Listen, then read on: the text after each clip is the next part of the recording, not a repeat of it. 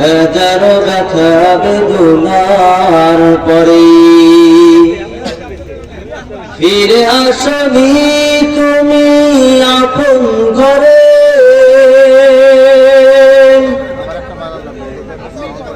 দিনের আলো তুমি সরিয়ে দিতে চলে গেলে মদিনায় মক্কা ছেড়ে হে রাসূল, তোমাকে ভুলি আমি কেমন করি। হাজারো ব্যথা বেদনার পরে ফিরে আসনি তুমি আপন ঘরে, দিনের আলো তুমি ছড়িয়ে দিতে চলে গেলে মদিনায় মক্কা ছেড়ে হে রাসূল, তোমাকে ভুলি আমি কেমন করি। কথা বলেন ঠিক কিনা? রাসূলকে কি ভোলা যাবে? রাসূলকে ভোলার কোন সুযোগ নাই। বলুন সুবহানাল্লাহ।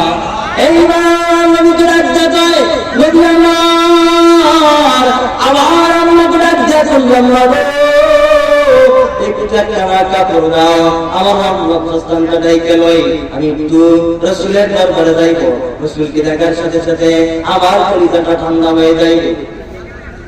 যেই মাত্র আল্লাহর নবীর কাছে ঘটনা শোনাইছে, আল্লাহর নবী আব্দুল্লাহর করুণ কাহিনী শুইনা চোখে পানি ধরে রাখতে পারলেন না।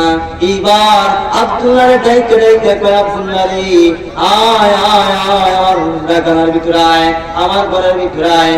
এইবার আব্দুল্লাহ রাদিয়াল্লাহু তাআলার রহমানির রহিম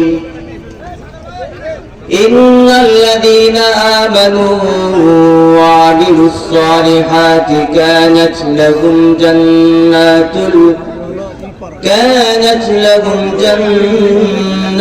الفردوس نزلا.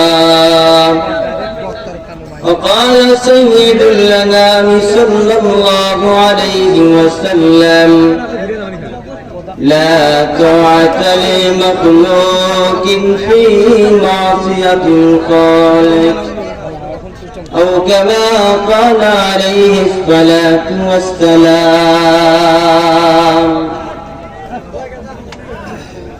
হাজারো ব্যথা বেদনার পরে হাজারো ব্যথা বেদনার পরে ফিরে আসনি তুমি আপন ঘরে,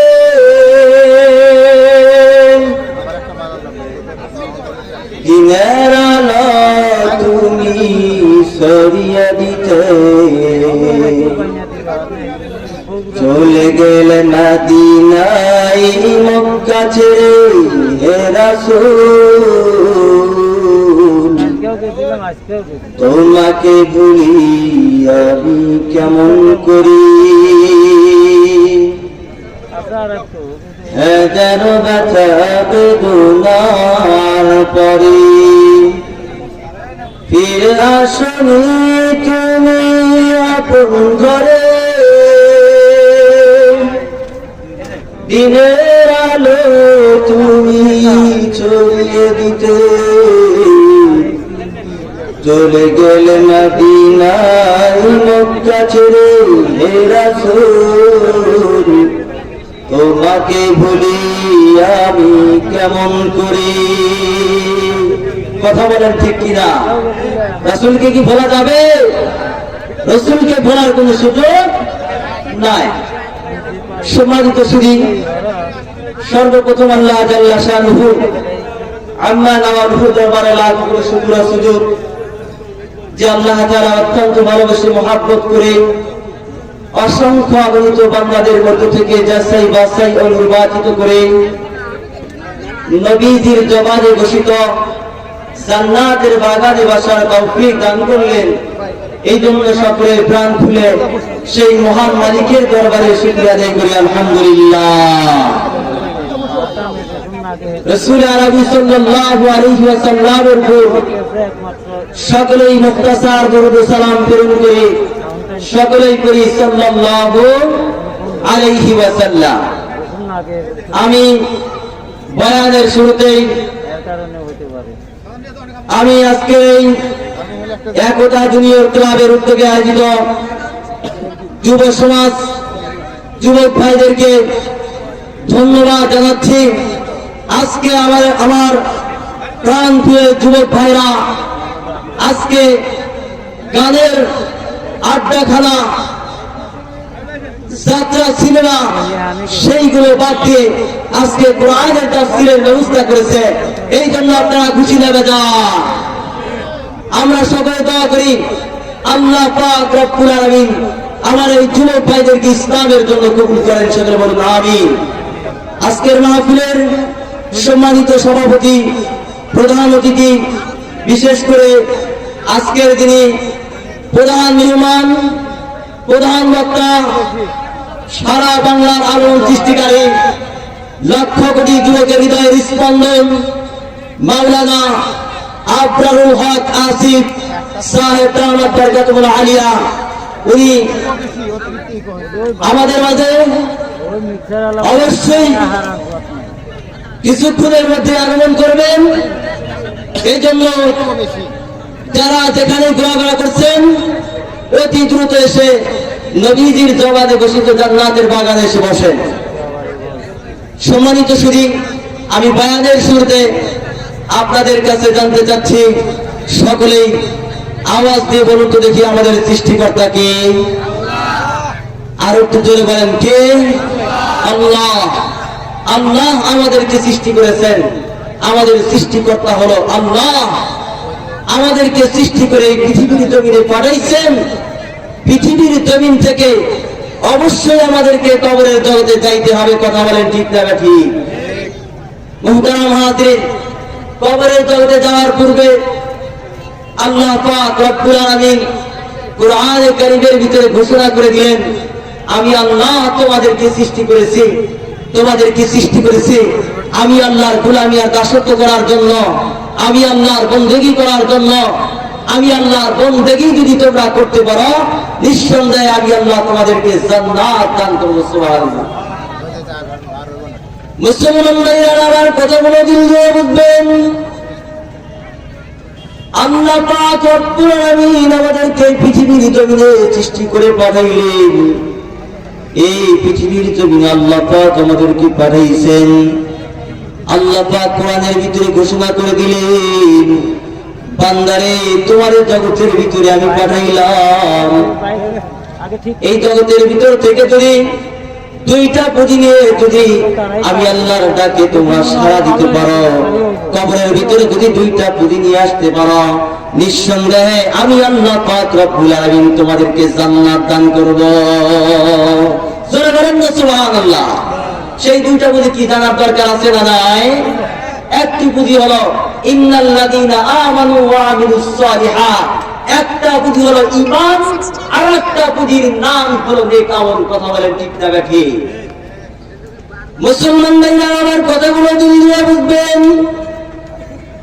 আল্লাহ পাক রব্বুল আলামিন কোরআনের ভিতরে ঘোষণা করে দিলেন, রে বান্দা জগতের ভিতরে তোমারে পাঠাইলাম, জগৎ থেকে যদি দুইটা পুঁজি নিয়ে আসতে পারো, নিঃসন্দেহে আমি আল্লাহ পাক রব্বুল আলামিন তোমাকে জান্নাত দান করব। এই মুসলমান ইমানদার, আমরা তো একটা ঈমান, একটা নিয়ামত, বিনা দরখাস্তে ঈমান পেয়েছি নাকি বলেন ঠিক না বেঠিক? এর মুসলমান ইমানদার, এই জন্য আমাদের ঈমানটা মজবুত করতে হবে, আমাদের ঈমানটা শক্তিশালী করতে হবে। কিভাবে আমাদের ঈমানটা মজবুত আর শক্তিশালী করব? আল্লাহ পাক রব্বুল আলামিন জানিয়ে দিলেন, কিতাবের ভিতরে লিখছে আমি আপনার আমাদের ঈমানগুলো মজবুত হবে কিভাবে? আল্লাহ পাক কোরআনের ভিতরে ঘোষণা করে দিলেন, আমিনু কামা আমানান নাস।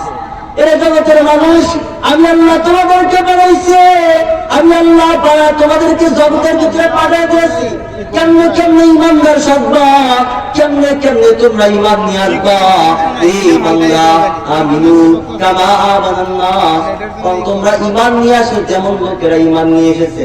মুসলমান ভাইরা আমার, লোকদের উদ্দেশ্য কি? আল্লাহ পাক রব্বুল আলামিনের এই আয়াতের ব্যাখ্যায় মুফাসসিরিন কিরাম লিখছেন। মুফাসসিরিন কিরাম লেখেন আমিনু কামা আমানান নাস, না শব্দের অর্থ হলো মানুষ। আল্লাহ পাক বলেন সাহাবায়ে কিরাম যেমন ইমান নিয়ে এসেছে এইভাবে তোমরা ইমান নিয়ে আসো, তাহলে তোমরা সফলতা অর্জন করতে পারবা। মুসলমান ভাইরা আমার, সাহাবায়ে কেরাম কেমনে ঈমান নিয়ে এসেছে? মুসলমান সাহাবায়ে কেরাম নিজের জিন্দেগি থেকে নিজের জীবনটা পর্যন্ত দিয়েছে, বাড়ি ঘর ছেড়ে দিয়েছে, তবু ঈমান সাহাবায়ে কেরাম ছাড়ে নাই। কথা বলেন ঠিক তবে? মুসলমান ভাইরা আমার, গভীর রজনী, গভীর শীতের মৌসুম, আল্লাহ নবী বিশ্ব নবী রাহমাতুল লিল আলামিন গভীর রজনীতে হুজরাখানা থেকে বের হয়েছেন। হুজরাখানা থেকে যেই মাত্র বের হয়েছেন, এই মাত্র আল্লাহর নবীকে দেখার সাথে সাথে একজন সাহাবী বলে আসসালাতু ওয়াসসালামু আলাইকা ইয়া রাসূলুল্লাহ। যেই মাত্র আল্লাহর নবীকে সালাম দিয়েছে, আল্লাহর নবী ডাক দেয়া কয় কি গো, এই গভীর রজনীতে আমার সালাম দেয়, কে তুমি, কে তোমার পরিচয়? ডাক দেয়া কয় নবী আমার, আপনি কি আমার চিনতে পারছেন না? আমি আপনার আব্দুল্লাহ। সুবহানাল্লাহ। আল্লাহর নবী ডাক দেয়া কয় আব্দুল্লাহ কোন? আব্দুল্লাহ। আব্দুল্লাহ ডাক দেয়া কয় নবী আমার, কিছুদিন পূর্বে কালেমা পড়ে মুসলমান হয়েছি, আপনার দরবারে সেই কালেমা পড়ে মুসলমান হয়েছি। আমার নাম ছিল আব্দুল উজ্জা, আপনি নামটা পরিবর্তন করে আমার নাম রেখেছেন আব্দুল্লাহ। আমি সেই আব্দুল্লাহ। যেই মাত্র পরিচয় দিয়েছে, আল্লাহর নবী ডাক দিয়া কয়, আল্লাহর নবী ডাক দিয়া কয়, রে আব্দুল্লাহ, তোমার তো এই করুণ পরিস্থিতি হওয়ার কথা না। তোমার বাপ দাদা তো ব্যবসায়ী মানুষ, তোমার চাচারা ব্যবসায়ী করে, সকাল বিকাল কাপড় পরিবর্তন করি আমি নবীর দরবারে আসতাম। রে আব্দুল্লাহ, আজকে তোর এই করুণ পরিস্থিতি হওয়ার কারণ কি?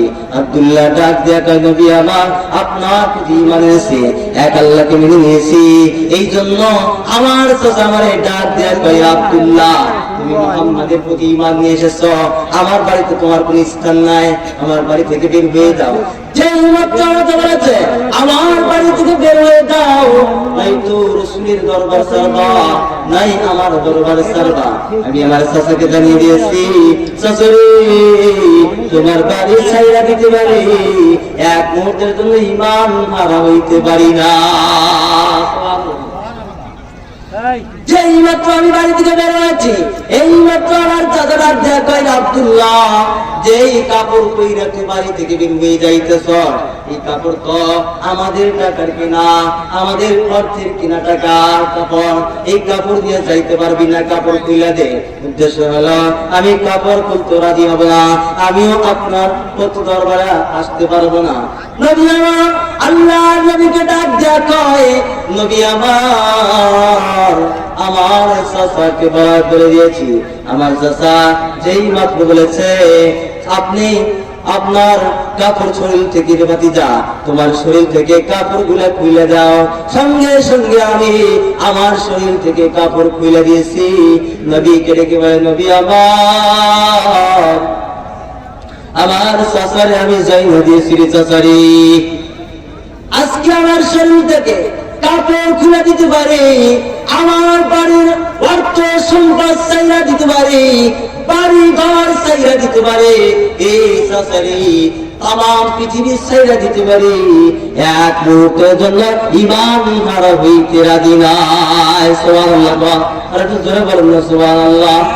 এইবার নবীকে ডাক দেয়া কয়, নবী আমার, আমার আম্মাকে ডাক দেয়া করলাম না গো, একটা কাপড় দাও, আমার অবস্থানটা ডাইকে লই, আমি একটু রাসূলের দরবারে যাইব, রাসূলকে দেখার সাথে সাথে আমার কলিজাটা ঠান্ডা হয়ে যাইবে।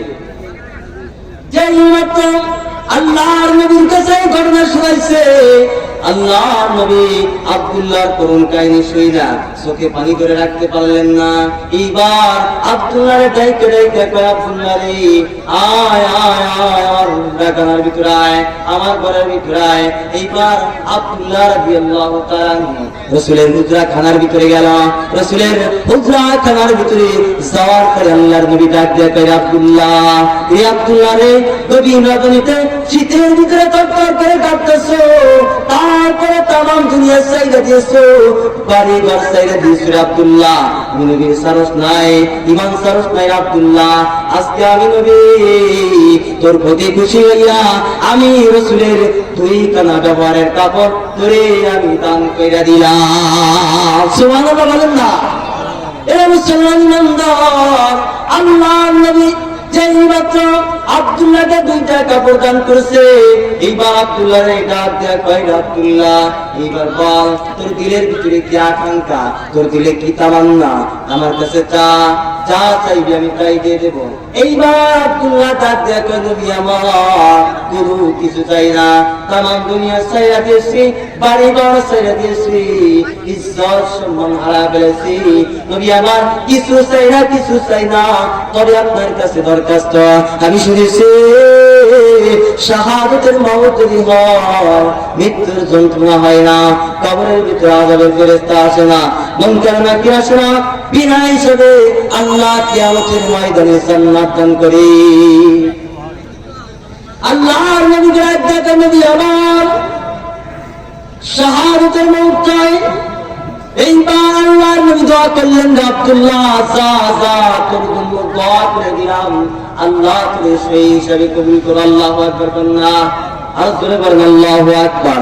এইবার দেখেন আল্লাহর নবীর দোয়া কিভাবে কবুল হইল। তাবুকের যুদ্ধে গেছে, তাবুকের যুদ্ধ হলো না। তাবুকের যুদ্ধ থেকে বিনা যুদ্ধে আব্দুল্লাহ রাদিয়াল্লাহু তাআলা সাহাবায়ে কেরামের সাথে দিচ্ছে। রাস্তার ভিতরে আব্দুল্লাহ অসুস্থ হয়ে ইন্তেকাল করলো। এইবার আল্লাহর নবী ঘোষণা করে দিল, আব্দুল্লাহরে গোসল করাও, আব্দুল্লাহরে সুন্দর করে গোসল করাও। আমি নবী নিজে আব্দুল্লাহর জানাজা পড়াবো। সুবহানাল্লাহ কন্যা।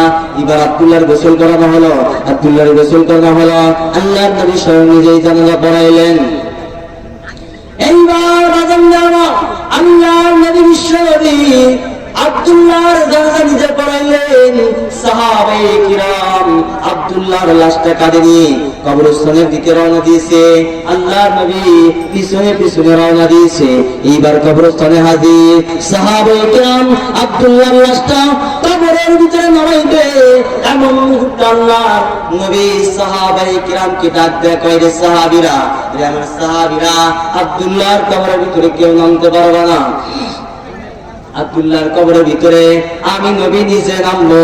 আল্লাহর নবী বিশ্ব নবী রাহমাতুল লিল আলামিন কবরের ভিতরে নিজে নামলেন। জোরে বলেন সুবহানাল্লাহ। যেই মাত্র আল্লাহর নবী বিশ্ব নবী রাহমাতুল লিল আলামিন কবরের ভিতরে নামছে, এইবার সাহাবায়ে কিরামকে ডাক দেয়া কয়, সাহাবীরা রে, আব্দুল্লাহর লাশটা আমার হাতের ভিতরে দে। আব্দুল্লাহর লাশটা আল্লাহর নবী এইভাবে হাতের ভিতরে দিয়েছে, এইভাবে আসমানের দিকে উঠাইছে, এইভাবে আসমানের দিকে উঠায়া আল্লাহর নবী ডাক দিয়ে বলে, রে